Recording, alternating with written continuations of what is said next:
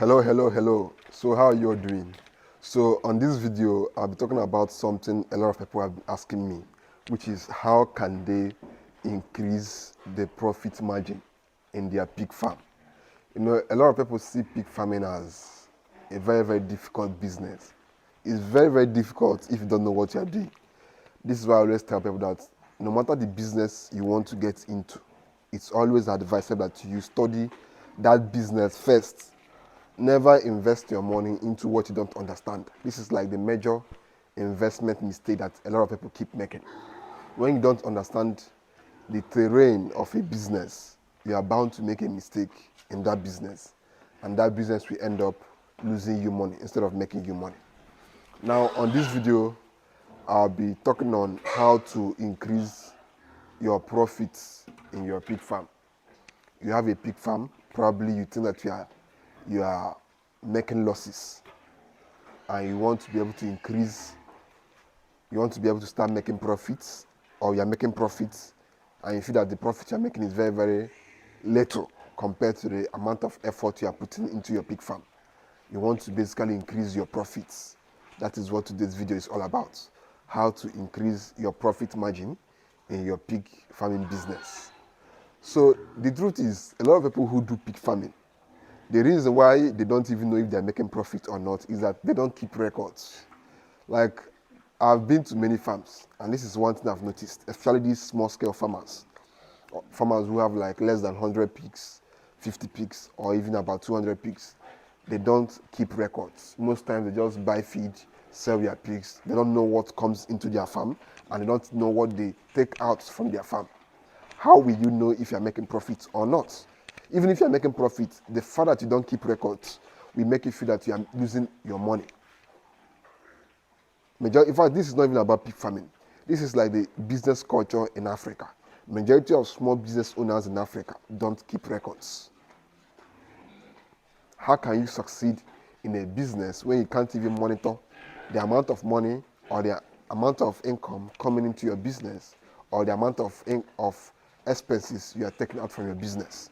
A business that is built upon a very weak foundation of record keeping will not last. Trust me, it will not last. Because even you as a business owner, you will not feel encouraged if you are doing a business that you don't know what amount of profits you are making or not. So that is why keeping records is very important. It's very important if you are doing business. Now, the first advice I will give to you, if you are the kind of person who is serious about making profits in your pig farm, is one, you have to keep records. Because the first way to even know that you are making profits is to keep records before you now start thinking about how to increase the profits you are making. You have to know whether you are making profit or not before you start thinking about how to increase the profits. Because you can't be making loss and you're thinking about increasing your profits. First, you have to come out of the loss and start making profits before you now start thinking of ways to increase the profits. This is usually my advice to people. Always know if you are making profits or losses before you now start thinking of increasing your profits. So the first thing you have to do, if you are one of these pig farmers who is intentional about making profits in their business, is one, you have to start keeping records. No matter how big or how small your farm is, you must keep records. As long as your farm is a business, as long as you are into pig farming as a business, not as a hobby, you must keep records. Because that is what makes it a business. Because you are able to monitor income and expenses. That's the first thing you have to do. Now, the second thing you have to do is don't take out much money from your business. Some people I know, the reason why their business is not growing is not because they are not working hard for their business. It's not because they don't have good ideas for their business. No. It's because they take out too much money from their business. Don't forget, this is not like, this is not like the kind of thing that you can just wake up one morning and take our money from and expect it to grow back. No. Businesses have margins. Now, if you eat too deep into your margins, that business cannot rise. That business cannot grow because already the margin that you are meant to use to grow that business, you have eaten it. Don't eat too much into your business. Some people don't even know that they have eaten their profits and have started eating their capital. Like, you don't know that you have finished eating your profits and you're not eating your own capital. How will your business grow when you have eaten your profits and you're not eating your capital? It doesn't make any sense. So the second thing you have to do is don't put your hands too deep into the finances of your business. Always have a structured salary for yourself. If you run a farm and you want it to grow, you must structure for yourself a salary, or else any little thing you need financially, you will just take it out from your business. That is one of the easiest ways to stagnate your business. Any little financial problem you have, you run to your business and take out money from your business. It doesn't make any sense. You must have a structured salary. If you want your business to grow, you must have a structured salary that you pay yourself every month. The biggest problem with most small business owners in Nigeria, from what I've seen, is that they do not have structured salaries for themselves in their businesses. Your grandfather died and you want to do burial, you come to your business and take money. Your children want to go back to school and you need to pay their school fees, you run to your business and you take money. An emergency happened, you also run to your business and take out money. How will your farm grow if your farm is just there to solve your financial problems? First of all, you must think about growing your farm. That should be the main thing in your head at all times. Growing your farm. Growing your farm. That should always be the main thing in your mind at all times. How do I grow this farm? How do I keep growing this farm? You get? Not how can I use this farm to solve my problems? Because if you keep using your business to solve your problems, that business will not grow. It will not grow. Rather, your problems will be the ones growing. Because in your head, subconsciously, you now know that, okay, whenever I have problems, there is always something that I can fall back on. If you have this mentality, your problems will keep growing because you've convinced yourself that you always have a solution to your problems. And that solution is your farm or is your business. And you'll always go to your business to take out money to solve those problems.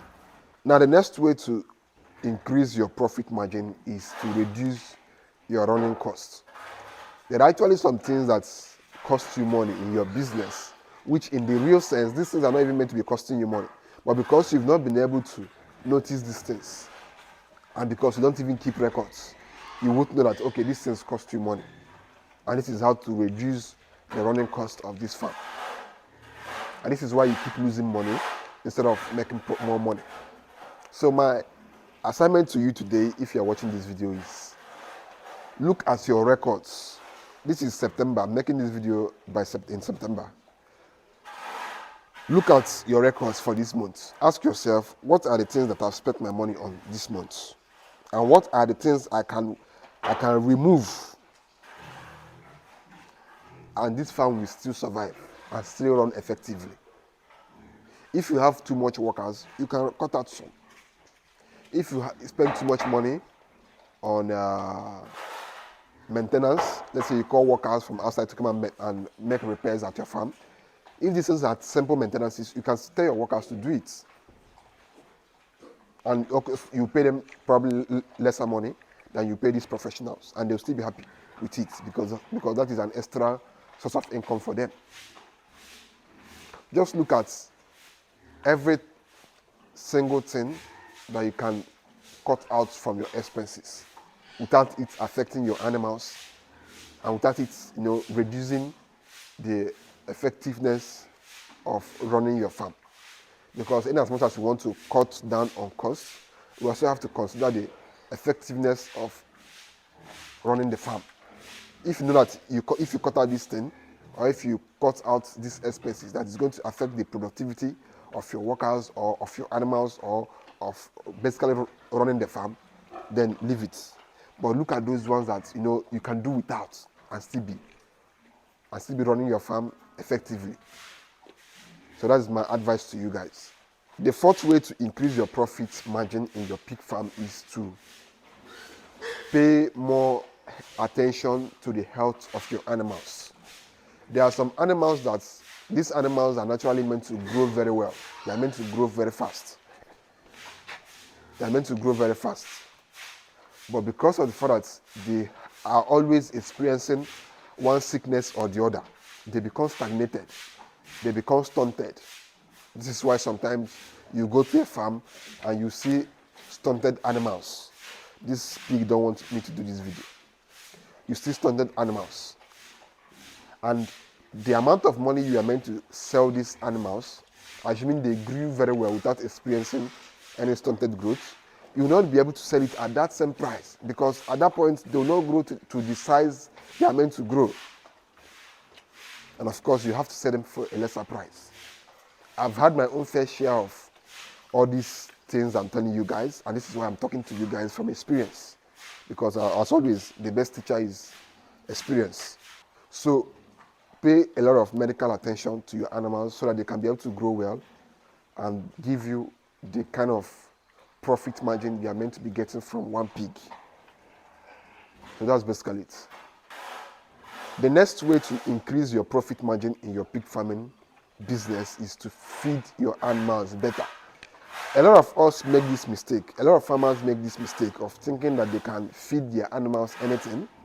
They can get cheap feeds from anywhere and feed the animals so that their animals can grow at a minimal cost so that they can be able to make more profits. This is a mistake a lot of farmers make, and this is why a lot of farmers are struggling, especially the small-scale farmers. You can't feed your animals feeds that are not nutritional and expect them to grow.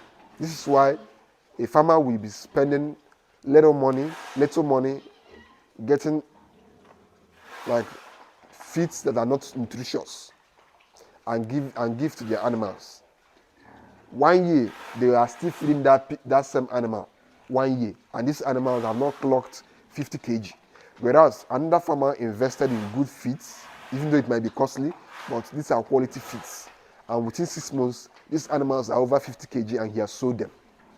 Whereas his other friend, he's still there, spending money on that same feed, buying water, paying workers for that same pig. So you have to always feed your animals better, because that is the only way to ensure that they can grow fast and they can grow big as fast as possible.